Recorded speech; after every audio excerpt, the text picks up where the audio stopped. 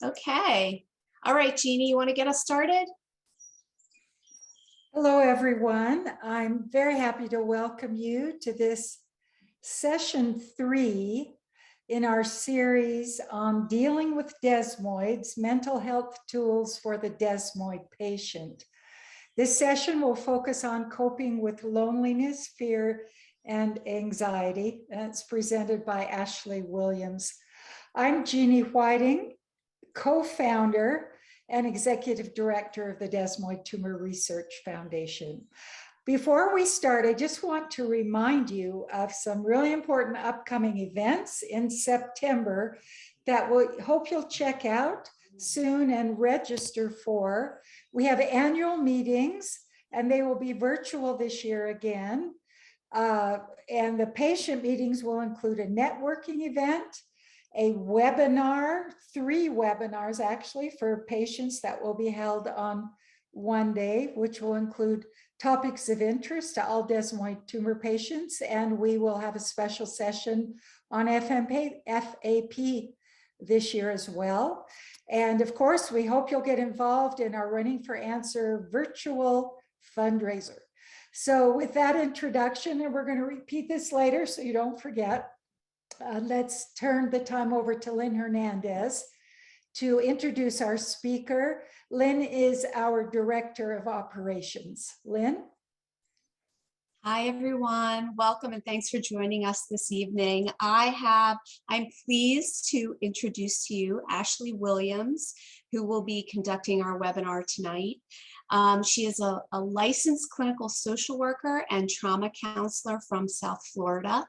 In 2015, Ashley was diagnosed with the desmoid tumor in her left leg. And since then, she has become passionate about helping patients heal from the trauma of their diagnosis and treatments.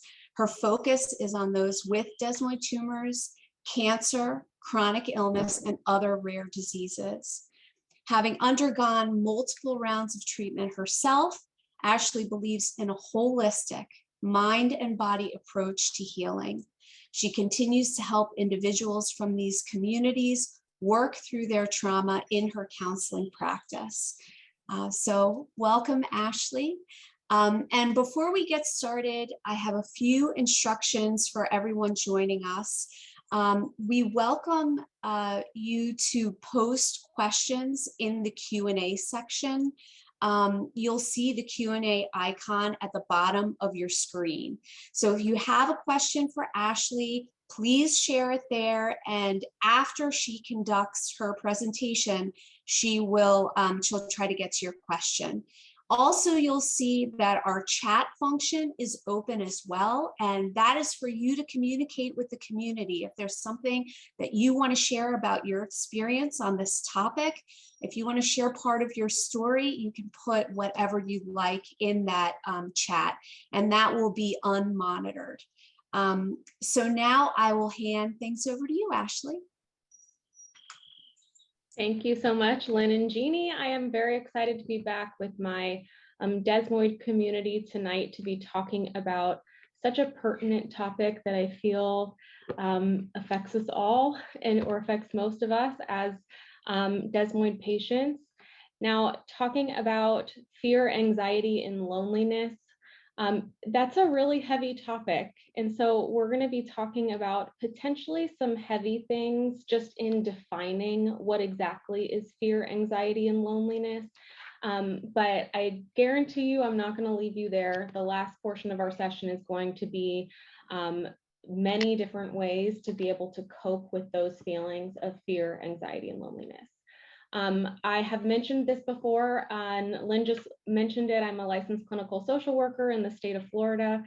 So all of the information that I give to you is educational. It's things that I know from my practice and things that I have learned in regards to fear, anxiety, and loneliness. But I do want to reiterate, especially for this session, that I am not your individual therapist. And these things do show up very differently across different populations and across different people. And so we're going to do a general overview of these things today. If you have any questions, like was mentioned, I will be answering questions at the end. You can email me at my email address that's shown on the screen. But ultimately, if these are things that you feel as though you struggle with or things that you're working through, I recommend working with an individual therapist so that they can address your individual circumstances. So as Lynn mentioned, I am a desmoid patient. I know that we've shared that before. I have had a desmoid. I've been dealing with a desmoid for the past 7 years. And so again, while I'm coming to you with clinical experience, I'm also coming to you very much with very personal experience.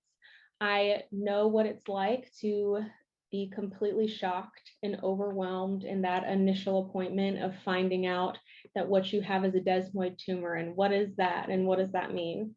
I understand what it's like to have anxiety and to worry about the different treatments or the different prognosis.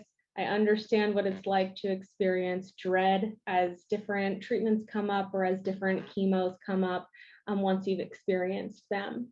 And I'm going to be talking to you more from a clinical space today, but I do want to mention that a lot of what we're talking about today is not specifically fear, anxiety, and loneliness, but more specifically, we're going to be talking about the individual emotions that we experience when things are too much or when things are uncertain.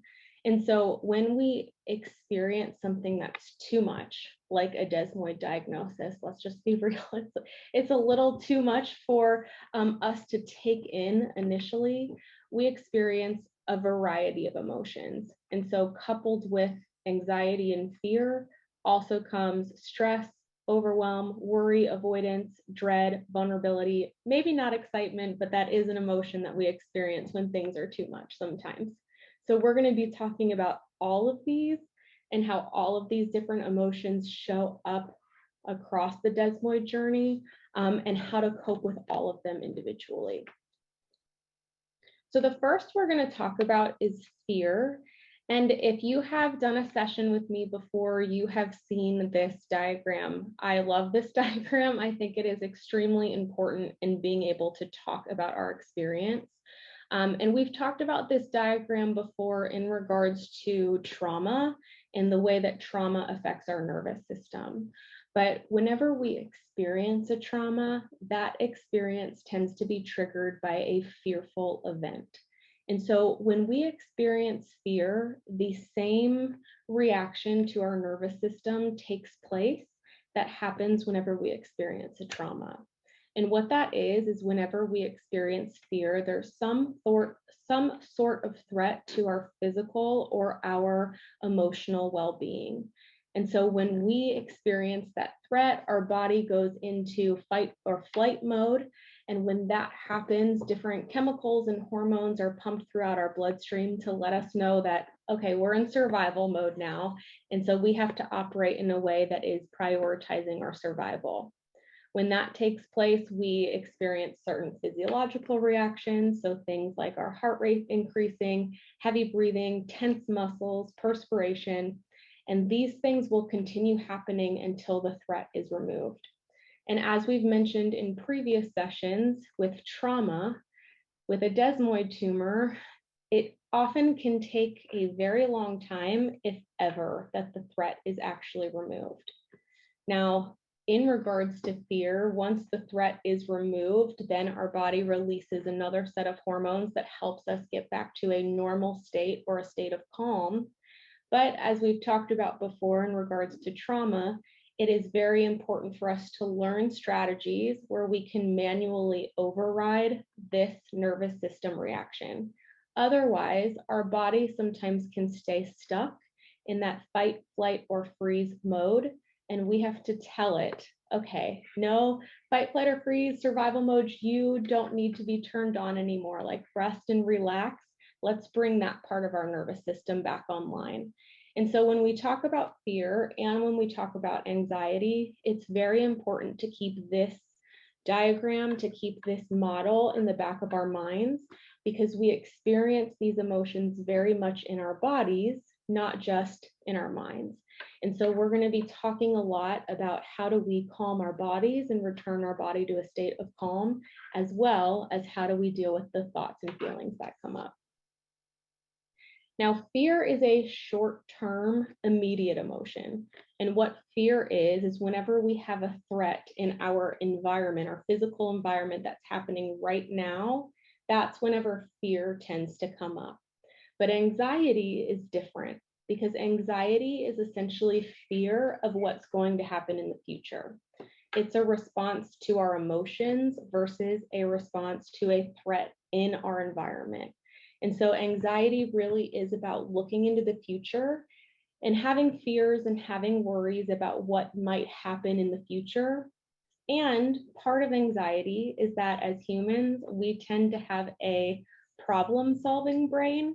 So whenever we recognize that there may be a threat in the future, we tend to get working, our brains tend to get working in order to try to figure out, how do I eliminate that threat?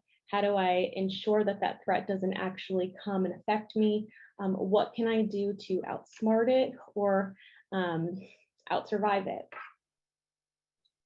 Now, with anxiety, it's very important for us to understand that it is a whole body emotion. And so it affects us in a variety of ways. First, anxiety very much affects us in our thoughts. And I think many of us are familiar with the anxious tendencies that come up in our thoughts. The first we call rumination. Now, rumination is essentially, I'm looking into the past and I'm trying to make sense of what happened. And so I'm going to have cyclical thoughts that keep coming up, trying to make sense of what happened in the past. What happened? Why me? Why this diagnosis? Why this time? And me trying to problem solve what has taken place in the past. The problem with rumination is oftentimes the things that we tend to try to problem solve, and those cyclical thoughts that we try to problem solve. The reason that they're cyclical is because it's not often that we can come to some sort of conclusion. Sometimes our problem-solving brain kicks in and tries to solve something that is not a problem that can be solved. And so even though we're trying to make sense of what took place, our brains never can fully land on an answer of questions like, why me? Why now? Why this tumor? And so rumination really is looking at the past, looking at losses in the past, maybe feelings of hopelessness that stem from the past, things like that. Intrusive thoughts are a little bit different in that intrusive thoughts can come up sometimes without any prompting. I could be enjoying a meal, I could be enjoying an activity, and all of a sudden a thought comes up that doesn't seem to be associated with anything in my surroundings. That thought could be an anxiety for something that's going to happen in the future. That thought could be a traumatic or a difficult experience that happened in the past. But intrusive thoughts happen frequently with anxiety, where it doesn't matter what we're doing. We could be doing something enjoyable, we could be doing something fun, but that anxious thought immediately comes up.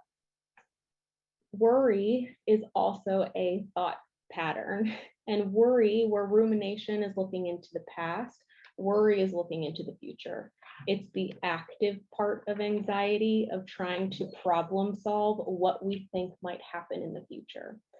So looking at a desmoid tumor, looking at the potential of reoccurrence, our worries could take us to places of, how do I avoid this? How do I not go through more treatment? How do I change my diet? How do I do any number of things? And worry tends to be very cyclical as well. And so with trying to problem solve things in the future, that can be very difficult because the future hasn't happened yet. And so we're speculating, or we're looking at things that could happen in the future, but worry is an unproductive strategy for anxiety, because it's trying to problem solve things in the future that may not happen, that we don't know if they're going to happen. It's different from goal setting in that, okay, if there's a goal that we want to achieve and we strive to achieve it and change our behavior accordingly. Worry is really just projecting fears into the future.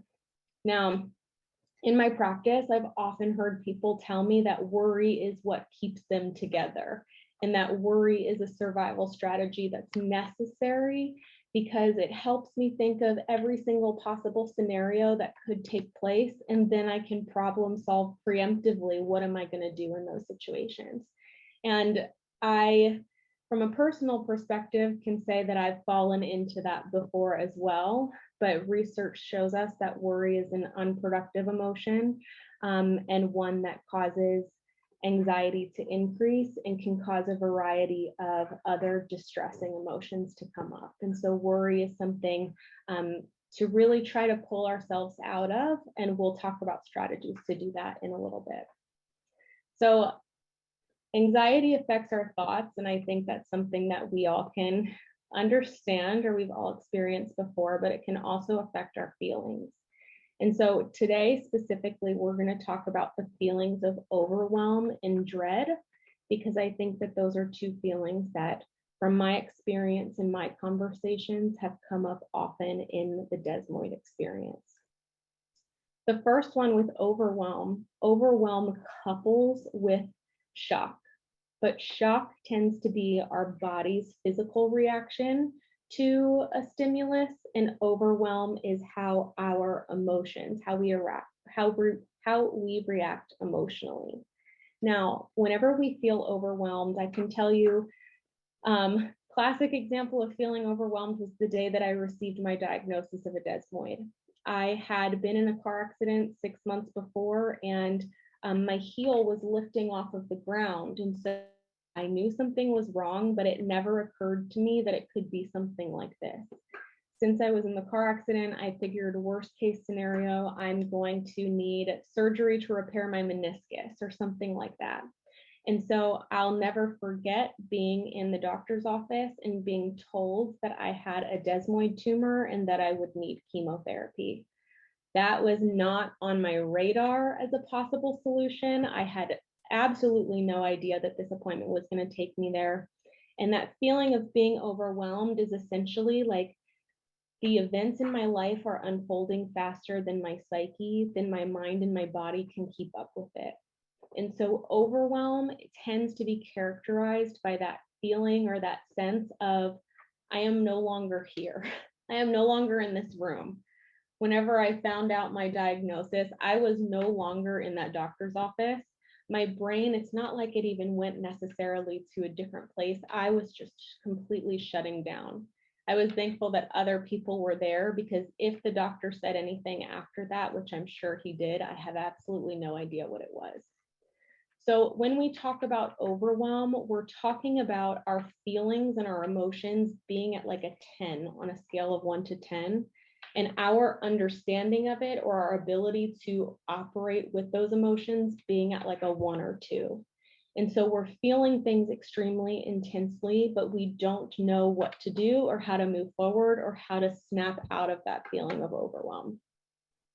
With dread, dread is essentially a sense of impending doom. I know that there is something before me that I have to do, that I don't want to do, that I wish I could escape, but I know that I'm not going to be able to escape it. I often hear this emotion come up when looking towards additional chemos. For me, I made a very dumb decision that I wouldn't recommend, but whenever I started my very first chemo, I, for some reason, had the thought of, okay, I'm already going to have a lot of medicine in my body, and so let me see if I can do the methotrexate without anti-nausea medicine. And so I thought, yeah, that's what I'm going to do. I'm going to try it out and see how I can handle it, because my doctor told me it would be low dose. And so my very first experience with chemo was without anti-nausea meds. And I can't see anybody out there, but I'm sure people are laughing like, oh gosh, I can't believe you did that, because the anti-nausea meds make a huge difference. Without that, it is very trying, very challenging, the chemo. It is with anti-nausea meds, but without it, it's even worse.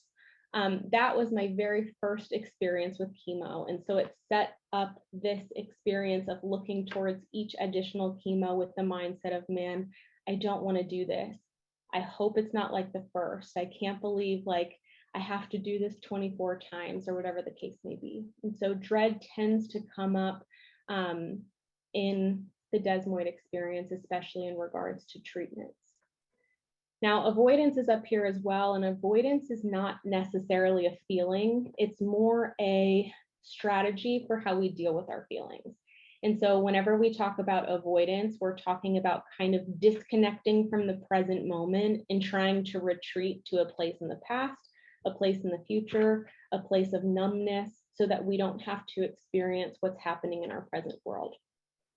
I think I've mentioned this in a previous training, where most of us, about 90 to 95% of Desmoid patients, will experience some degree of post-traumatic stress. And that really just means experiencing stress as a result of the diagnosis and treatment. Now, I know people talk frequently about post-traumatic stress disorder, and when post-traumatic stress becomes disordered is purely because of avoidance. If we choose to avoid the emotions that we're feeling or the reality that we're experiencing. And we'll talk in a little bit of how to avoid avoidance. And then the third way that anxiety shows up for us is in our body, in our physical symptoms.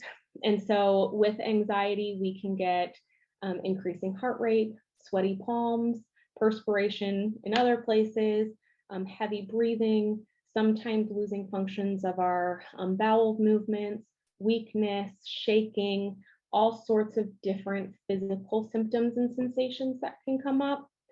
And often anxiety also affects us in our gut, something like an upset stomach or a general sense of uneasiness. And sometimes this can persist even if we're not thinking anxious thoughts or feeling anxious. The physical symptoms can still be there as a result of anxiety. The third thing that we're going to talk about is loneliness. And I'm going to talk about loneliness from a mildly different perspective than how you might view it, just in regards to how it is felt and how it might impact people within the Desmoid community. So when we talk about loneliness, it's important to understand the difference between belonging and fitting in. Now, anytime I've spoken to a live audience or a group of people where I can ask a question, I ask, what is the difference between belonging and fitting in? And 100% of the time, people understand this difference without it having to be taught or trained. Belonging is generally that sense of I can show up as who I am and still be accepted for who I am amongst this group of people or with this person. Fitting in tends to be, okay, I cannot show up as who I am. And so I have to change or I have to morph who I am in order to fit in with this person or with this community. The challenge with receiving a diagnosis oftentimes is that it affects our sense of belonging with our community. And so life becomes different to us. We view things differently. We have a different set of experiences that can lead to post-traumatic growth, like we talked about last time. But often whenever loneliness shows up, it can be a result of I'm changing from a feeling of belonging to a feeling of fitting in with the people that I am around. And that difference can often come from, I am a new person. I am different as a result of my circumstances and as a result of my experiences. And I don't even have a good understanding of who I am yet after being diagnosed with a desmoid. And so if I don't have a good understanding of who I am with this diagnosis or having gone through this treatment cycle, then it's difficult for me to have an understanding of what it is to belong And so it can shift very subtly to feeling as though I have to fit in now with this group of people, where I felt like I belonged here before, and now I feel like I'm fitting in, and why the difference? And oftentimes that difference comes just because of the perspective shifts, of the experiences, and of the grief and loss that we experience on the Desmoid journey. Now, when we talk about belonging, belonging causes connection with other people, meaningful connections. Fitting in, even though it might feel the same or it might look the same in some cases, it actually causes disconnection with the people that were around us. And so it can feel like there's a wall with the people around us. And so loneliness can encompass so many different things. But today we're going to be talking about it from the standpoint of, upon diagnosis and becoming a Desmoid patient, that can affect our sense of belonging. It can affect our view of ourselves. It can affect the things that are important to us. And so often that can lead to this subtle shift of feeling like I no longer belong to certain people or a group of people, and really having to get to know ourselves after our diagnosis in order to have that sense of belonging. All right, so we talked about fear, anxiety, and several other emotions, just from the standpoint of what they are and how they show up in our experience. We're going to spend the rest of the time talking about what to do about those feelings, thoughts, and body sensations. Some of the examples are going to be pretty brief, just because I want to try to pack in as many possible strategies to share with you during our time today. But I'm going to hopefully provide you with resources and direct you to places where you can build out on some of these strategies to hopefully address whether it's the physical sensations, the feelings, or the thoughts that accompany anxiety. So the first thing to focus on is the nervous system and calming the body.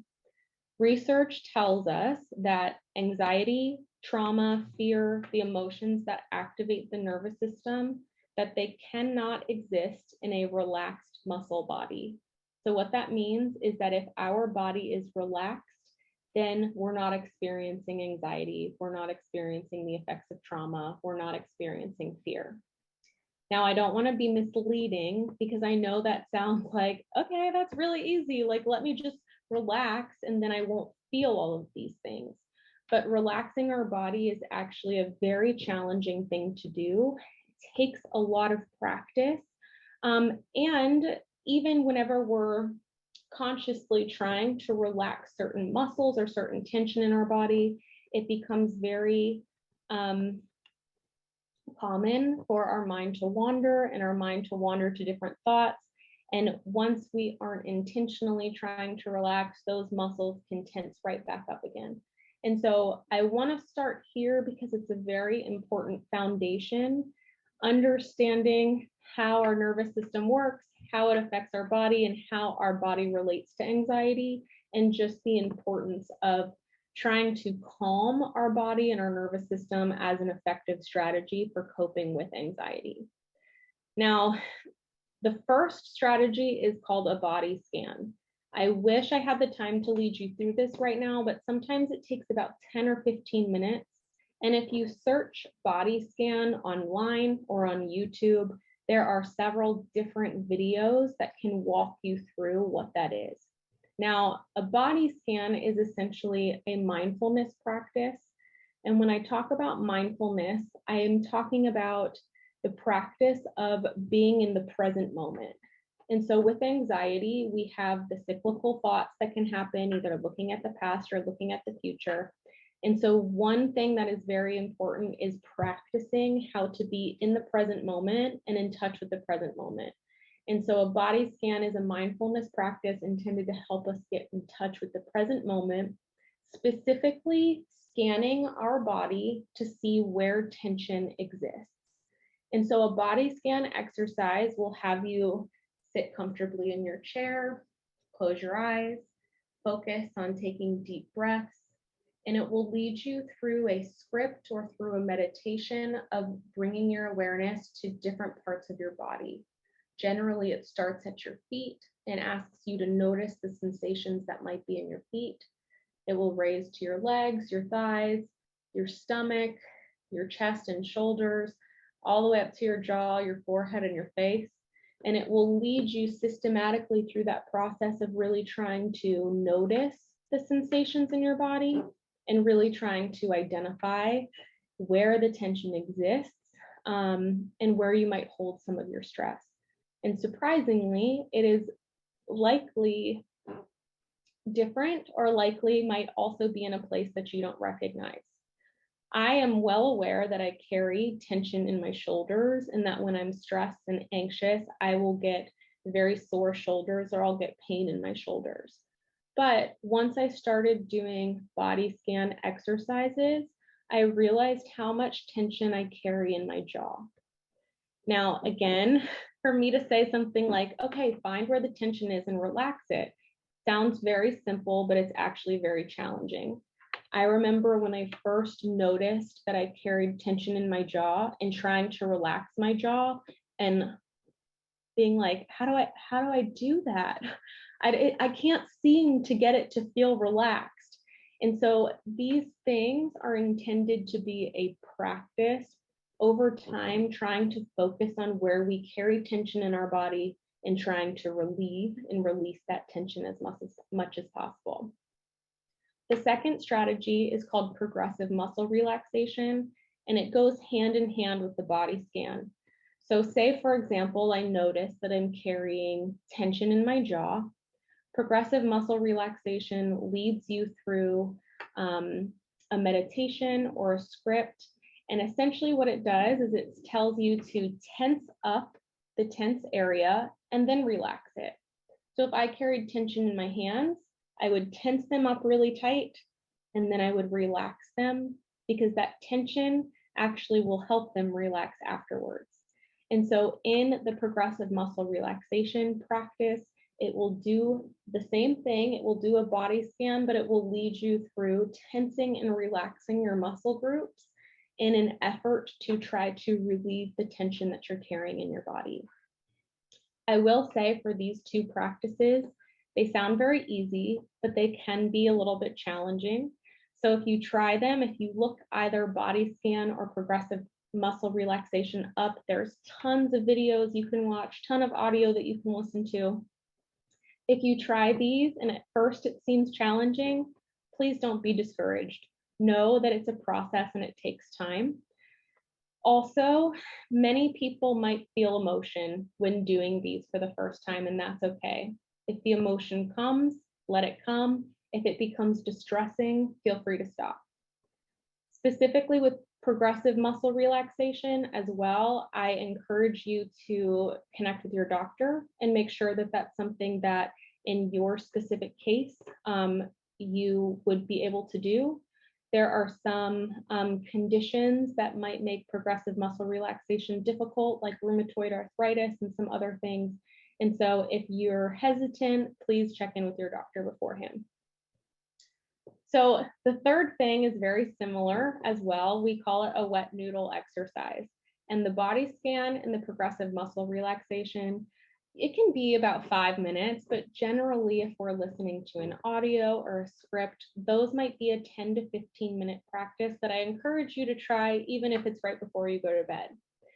But let's say that I know that I'm experiencing anxiety now, and I'm sitting in my doctor's office and I'm waiting for the doctor to come in, and I'm restless and I can feel the anxiety rising. Wet noodle is a great exercise that seems a little funny, but the humor of it is powerful too, I think. I don't know if you'll be able to see me do this, but wet noodle is essentially sitting in your chair and then just being a wet noodle. And so allowing your head to drop, allowing your arms to fall at your side, just allowing your body to sit and relax and sit comfortably. This can be done for as short as 5 seconds. You can do it for 30 seconds. Sometimes whenever we do wet noodle, we realize, okay, this actually feels really good. And so I'm going to stay there for a while. But any practice and really just being able to intentionally focus on Relaxing your muscle groups and relieving tension is extremely powerful as a first step for coping with anxiety, but also for building resilience to anxiety long term. We have talked about box breathing before, but box breathing is also a very powerful technique for calming the nervous system. And this one is taught, I know, to the United States military as ways to keep their heart rates down during high intensity situations. And so box breathing equates with the little graphic that's on the side of this PowerPoint slide. And this is essentially about inhaling for 4 seconds, holding the inhale for 4 seconds, exhaling for 4 seconds, and holding it for 4 seconds. So inhale, hold, exhale, hold. And doing that cycle of breath for however long you're able to. I just finished a round of radiation last month, and I don't really like being in tubes. And so being in the radiation tube was particularly stressful for me. So I did box breathing most of the time that I was in the tube, and it helped to keep my body still and helped to keep my heart rate low. Then yoga is also very powerful, and Raja yoga specifically is focused more on the breath rather than yoga as exercise. And so that's another strategy. The next things we're going to talk about is anxious feelings. Now, we may have touched on these before as well, but the first one we're going to talk about is the feeling of overwhelm. Now, research is telling us that the antidote for feeling overwhelmed are these two things: mindful play and no agenda, non-doing time. Mindful play fits into that mindfulness practice that we just talked about of how do I connect myself with the present moment? How do I pull myself potentially out of my worrisome thoughts or my ruminating thoughts to bring myself back to the present rather than existing in the past or the future? Now, mindful play, I know that it is a bit of a joke within our community about the number of coloring books that we might receive whenever we receive a diagnosis. But coloring books are actually a great way for doing mindful play. If I open that page up to a coloring book, and the mindfulness part would be focusing on how does the crayon feel in my fingers? Let me focus on the pressure that I'm putting on the paper to create a darker color or a lighter color or to be fading the color. Let me focus on the swirls that I'm making. Maybe let me really get in there and scratch the paper, or maybe let me just shade it very lightly. So mindful play is really focusing on what you're doing in the moment and really focusing on how all of your senses are activated. What does the crayon smell like? What does the crayon feel like? What is the pressure? What are you seeing? What kind of lines are you drawing? All of those types of things, focusing on your senses. Mindful play can be coloring, it can be drawing, it can be going outside and taking a walk and just noticing all of your senses activated. What does the breeze feel like? What do the birds sound like? What smells do you smell? And really focusing on that present moment. No agenda, non-doing time is also very important. No agenda, non-doing time is I'm actually not doing anything. And so I'm scheduling time, maybe putting it in my schedule, but in that time, I'm doing nothing. Doing nothing is not necessarily doing mindfulness practices, doing yoga, doing other types of self-care. Doing nothing is literally doing nothing. And so quiet and stillness and solitude is what is emerging in the research as an antidote for being overwhelmed. And so whenever you're feeling overwhelmed, whenever you know your emotions are at a 10, but you're making sense of them at about a 1 or 2, engaging in some sort of mindful play, coloring, drawing, dancing, going out for a walk, doing a craft that you enjoy, or actually setting aside time to literally do nothing is a powerful way to combat that overwhelm. I'm going to jump to dread at the bottom next. Important strategies for dealing with dread is incorporating into our life as much as possible lightheartedness and humor. Whenever we're diagnosed and whenever we're going through a treatment, oftentimes the things that we enjoy and the things that we would want to do are the first to go, because it is such a time-consuming diagnosis if we're going through treatment, or even if we're not going through treatment, it's just time-consuming. And so we try to fill our time with everything that needs to get done. But lightheartedness and humor is going to be extremely significant in counterbalancing some of our negative experiences with positive experiences. And so focusing on things that make us laugh, watching TV shows that we like, maybe watching comedians, spending times with friends that we enjoy, spending time with animals, anything that feels lighthearted or brings humor into our lives. I'm telling you right now, prioritize putting that into your life and your schedule versus having that be the thing that goes because it feels selfish. I've heard so many people tell me it's selfish for me to do the things that I want to do because diagnosis and treatment takes so much time and there's so much focus on me during those times. And I just like want to accommodate everybody else. I want to make sure we're doing what everybody else wants to do too. But prioritizing lightheartedness and humor, they're significant resilient strategies in being able to deal not only with anxiety, fear, and loneliness, but also trauma and a number of other things that we experience. Now, avoidance is the strategy that we use to not feel those emotions. And so with avoidance, a couple things that we can do are journaling, storytelling, or getting help. Now, when our body goes into survival mode, there's certain parts of our brain that go offline because they're considered unnecessary for survival. One of those parts of our brain that go offline is the part where we tell stories or where we can make sense of our experience.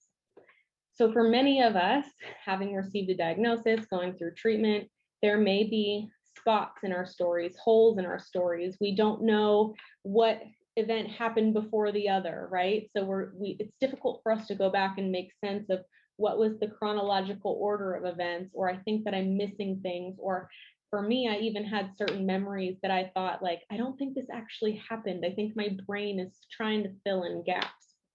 So that would lead us to maybe not sharing our story because sometimes our story feels like it doesn't make sense. But when it comes to avoidance, it is important to find avenues to share our story. It's not important to get our story right. It's important to share maybe the fragments and the pieces that we know or remember. I always recommend sharing your story with somebody who's close to you, but admittedly, that can be too vulnerable sometimes, and that's okay. And so journaling through it might be a significant strategy, or getting help and really speaking with a therapist and having someone help navigate that process with you can be really powerful in avoiding avoidance. Finally, with anxious thoughts, again, we've been talking about our anxious thoughts can take us to the past and trying to make sense of those things, or take us to the future and trying to make sense there.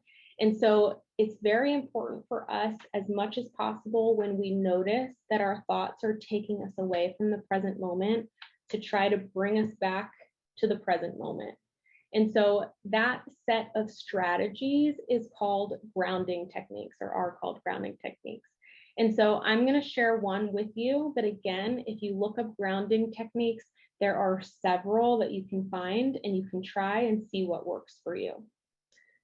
With grounding techniques, one of the most helpful strategies is activating and engaging our 5 senses in the present moment. And so one very common strategy is known as 5, 4, 3, 2, 1. And that strategy tells us, okay, 5, look in your environment and what are 5 things that you can see and verbalize them. Well, right now I can see a computer, I can see a book, I can see a bottle of water, I can see a speaker, I can see my phone. So I am engaging my sight and I'm seeing everything in my surroundings, bringing myself back to the present moment. 4 things that I can touch. Well, I can touch those things. I can touch my phone, I can touch my water bottle, I can touch a highlighter, I can touch this book. How do those things feel? Well, my water bottle is cold, my phone is smooth, the highlighter is actually wet, I'm not sure why, and then the book feels I don't know, that's smooth also. And so engaging our sense of touch. 3, what are 3 things that I hear right now? Well, I hear myself talking, I hear water running downstairs, and I hear the air conditioner outside. And so those are, I'm engaging my sense of hearing and I'm bringing them to what I can hear in the present moment. 2 things that I can smell. That's a tough one. I can't really smell anything right now. I'm sure if I tried hard, I could smell food in the air, or I could smell a fragrance. And then the last thing, one thing that I can taste. And so that 5, 4, 3, 2, 1 strategy is really engaging all 5 of my senses in the present moment, in the here and now. And the goal of grounding strategies is by engaging in the present moment, I can pull myself out of anxious thoughts from the past or anxious thoughts from the future. Now I'm going to go through these quickly because when it comes to anxious thoughts, along with grounding, I found that different therapeutic strategies can be very helpful. Now, many traditional therapies tell us if we're having a thought that is irrational, that's the terminology that's used, then we need to challenge that thought. We need to wrestle with it. We need to do a tug of war with it, and we need to win. We need to overcome our thoughts. The problem with being a desmoid patient is that, sure, we might have some thoughts that are considered irrational, but a lot of our fears and worries are actually rational. If we have a fear of a recurrence or fear of a treatment or anxiety about something, about a doctor's appointment or a scan, those are very rational anxieties and fears. And so when it comes to therapy or therapeutic approaches, my recommendation is a type of therapy called acceptance and commitment therapy. People call it ACT. And essentially what that is rather than teaching us how to wrestle with our thoughts or play tug of war with our thoughts like this image shows, it teaches us how do we drop that rope. And so we're holding onto that rope and we're wrestling, but how do we drop the rope so that we're no longer in a fight with our feelings, emotions, and thoughts? It uses strategies like acknowledging our feelings, acknowledging our thoughts, allowing them to be present and accommodating them. And that would be very difficult for me to walk through all of those strategies right now, but I do have 2 recommendations for you. This book, The Happiness Trap by Russ Harris, is a very, very good and accessible book. It's a very easy read on different strategies for how to do just that. How do I drop the struggle with my feelings and emotions? And the second one, this is a workbook. This is called Living Your Life with Cancer, Acceptance and Commitment Therapy, Flying Over Thunderstorms. And this is a workbook for leading you through different strategies for how to deal with anxious thoughts and feelings that might come up. Now, I know that there's different schools of thoughts about the classification of a desmoid tumor, and so don't let it deter you that it says living your life with cancer. It's talking about the experience of having a medical diagnosis and having to go through treatment or potentially multiple treatments for that diagnosis. And so even though it says cancer, it's very, very pertinent to the desmoid experience. The last thing I want to share before we open it up for questions is in regards to loneliness and connection. One of the things that I have seen most often in my work with others is that generally whenever we experience this diagnosis and subsequent treatment and then follow-ups and all of those things that happen afterwards, that our desmoid is also applicable to cancer, chronic illness, and rare disease communities, becomes so much of our identity that everything that we do and everything that we touch seems to revolve around our desmoid. And so in regards to belonging, that belonging versus fitting in piece, it's very important to figure out, how do I belong to this community that takes up so much of my focus and attention? And that's why I love what we're doing with the DTRF and having times and opportunities to really connect with other people who understand what this diagnosis is like. But it's also very important, on the other hand, to be very aware and intentional about this diagnosis not consuming our full identity and not becoming our whole life. And so even though we may not feel like we belong in certain spaces because of a diagnosis, looking at all of the things that we are and all of the things that we offer, even outside of our diagnosis, and how we can connect to and relate to others in those areas in very meaningful ways. And so really that sometimes that takes a lot of intentionality, but really being intentional about ensuring our full identity doesn't become wrapped up in our diagnosis. Finally, I have some resources for you and some where the information was drawn for this presentation. The 2 books on the end, Living Your Life with Cancer Through Acceptance and Commitment Therapy and The Happiness Trap, I highly recommend for dealing with anxious thoughts and anxious feelings. Atlas of the Heart by Brene Brown is essentially a glossary of feelings. And so if I don't understand what I'm feeling, how can I go back to this book to tell me and give me some insight into maybe what is this emotion that I'm feeling? It's a very powerful and impactful book. And then the other 2 books really talk about our nervous system and how do we grow after trauma that we've experienced. And so a lot packed in there very, very quickly, but I hope some new strategies for you to potentially help with anxiety, fear, and loneliness. I'd love to be able to open up for a little bit to take some questions now. That's perfect. Okay, great. So we do have a couple questions for you. Start with the first one. How does scanxiety relate to fear and anxiety?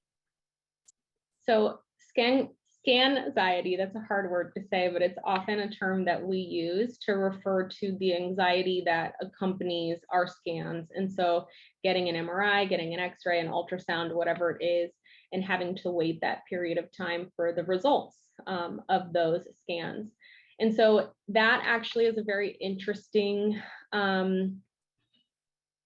experience because it is characterized by anxiety, like we've talked about, but it also incorporates a lot of fear. And so fear, like we said, is the immediate threat that's in our environment, and anxiety is fear of threat in the future. Now with scanxiety, it can become kind of a mixture of both because we have experienced what it is to receive a negative result before, whenever we've received a diagnosis for a desmoid. And so the intensity of scanxiety often feels much more intense than a more generalized anxiety that you might experience. And so part of that is because our brain can associate that anxiety with fear that we've actually had in the past. So it can see it as a threat in the present moment versus necessarily a threat that we're fearing in the future. Okay, great. So we have another question here. Can you describe the acceptance therapy a little bit more and why you would recommend it? I am a big fan of acceptance and commitment therapy, but I'll tell you, I hate the name. Acceptance, I think, is a word that can be it's difficult for me to take on just in regards to my diagnosis because it can almost communicate like a resignation. And so if we look at acceptance and commitment therapy being more of like an openness to the feelings that we're experiencing, even if we think that they're negative. And we have certain feelings and emotions that we experience that cause more distress than others. But ultimately, what this therapy does is focusing on how do I drop the struggle, which means how can I almost like communicate with my emotions. So if I'm experiencing anxiety, how can I communicate with that anxiety in order to glean from it information that helps me know what it's trying to tell me? Because ultimately, all of our emotions are trying to tell us something. And so acceptance and commitment therapy is really about how do I embrace my emotions, even if they're distressing, in an effort to relieve the distress and drop the struggle with it. And so it's a lot of different strategies that can be used for helping us to develop an openness to distressing emotions, but then it's also a very action-oriented therapy in, okay, now that I've developed an openness to it, what are strategies that I can use and what can I do about that to really be able to integrate emotions like this into my life versus trying to fight them and like beat them and blaming myself for having them. And so it's a really powerful therapy, not only for anxiety, but honestly for a lot of the things that we deal with just as humans, not even as Desmoid patients. Okay, great. Thank you. So we have another question. What are the side effects of not dealing with emotions or PTSD? So the side effects of not dealing with emotions could lead to PTSD, but that I can't necessarily make that connection. There's just correlations there. But emotions beg to be acknowledged. And so often we're told to challenge our emotions, to distract ourselves from our emotions. And sometimes distraction can be a powerful tool. But with avoiding our emotions, they will continue to come up. And so if you think about it as like an annoying neighbor, who wants to get your attention, like if they knock on your door, you might try to like pull the blinds and hide. But if they really want to get your attention, they might start calling you after a while, or they might start banging on your windows, and so our emotions are not going to go away until they're acknowledged. And so avoiding often has the reverse effect of what we want it to do, because our emotions and our thoughts can become more intrusive the more that we avoid, and therefore we experience what we're trying to avoid even more. So.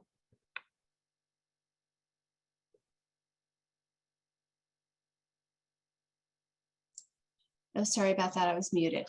Okay, so our next question. An attendee is asking, have you heard of situational disorder? I haven't. I've heard of, I can't even think of the name right now. I'm thinking it's probably the same of like, it's something to the effect of like transitional disorder, but it's whenever we have a specific transition that's taking place in our life or a specific event, but I'm not familiar enough with situational disorder to speak to it. Okay. Okay. Can you share a few more of the grounding techniques that you mentioned earlier? Yes. So with grounding, there are probably hundreds of techniques out there. The 5-4-3-2-1 technique is the most like evidence-based strategy that a lot of people say are helpful for them. 5-4-3-2-1 is a lot to remember. Like, okay, 5 what, 4 what in regards to our senses. And so if we just look at grounding as how do I engage my senses in the present moment? And so that might be putting an ice cube in my mouth. That's a cold sensation that I'm experiencing in the present, and I can focus on that. Let me do some aromatherapy, use some essential oils. That is using my sense of smell in the present moment.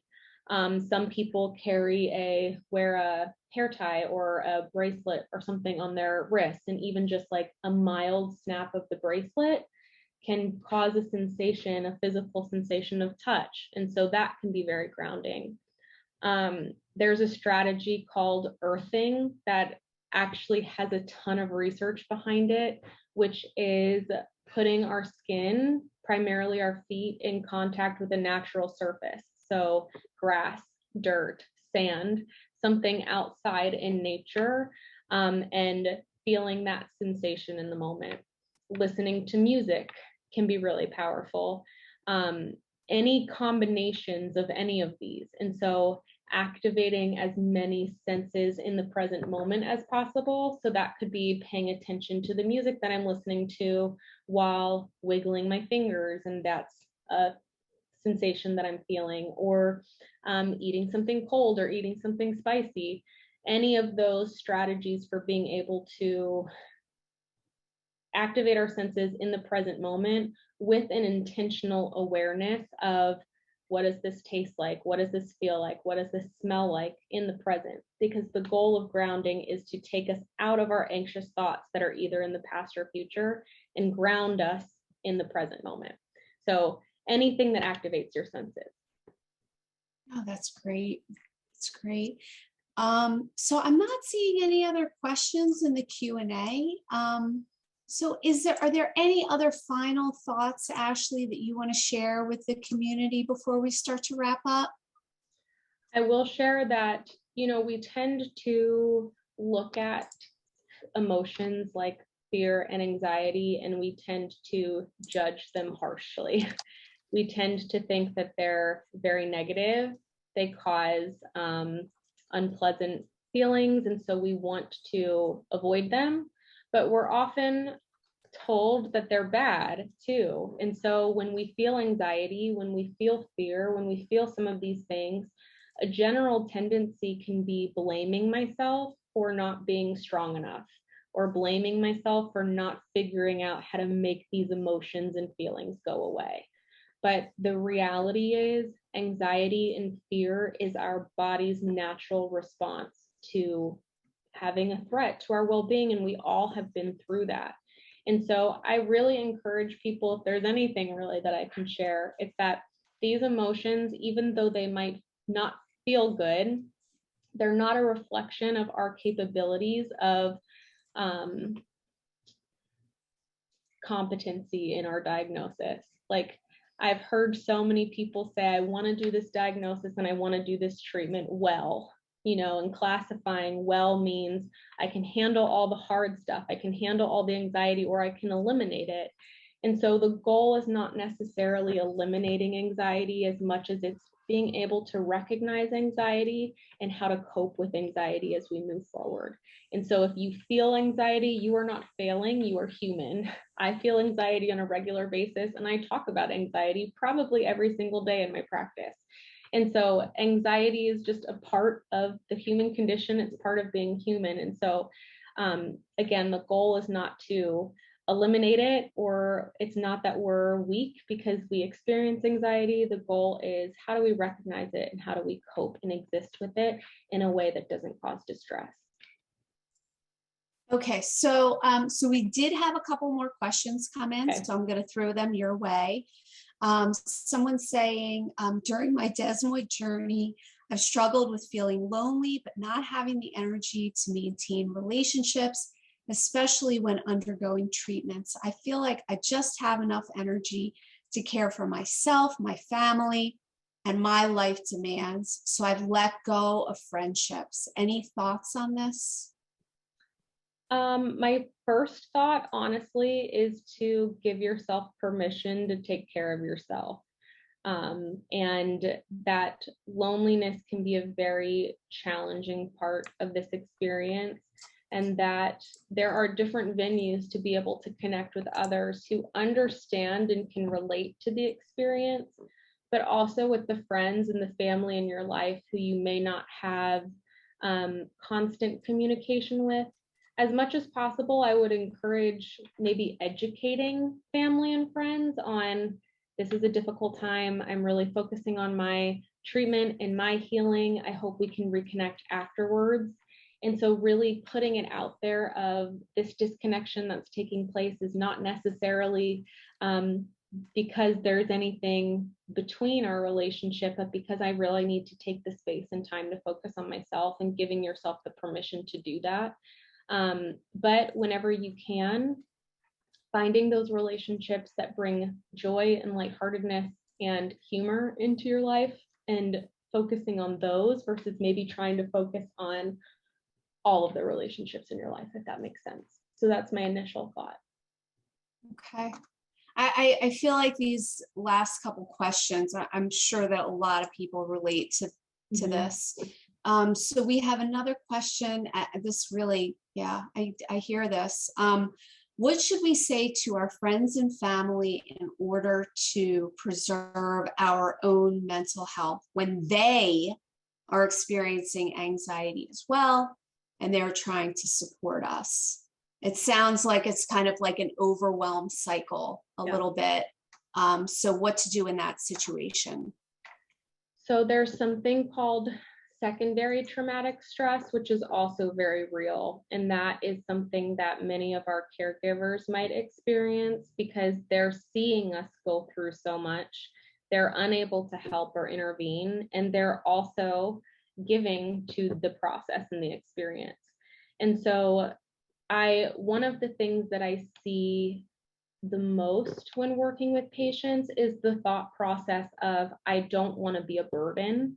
And so I'm going to hold on to everything that I'm feeling and experiencing, and I'm going to keep it for myself, and I'm not going to share it because I don't want to put any more on people than is already being put on them.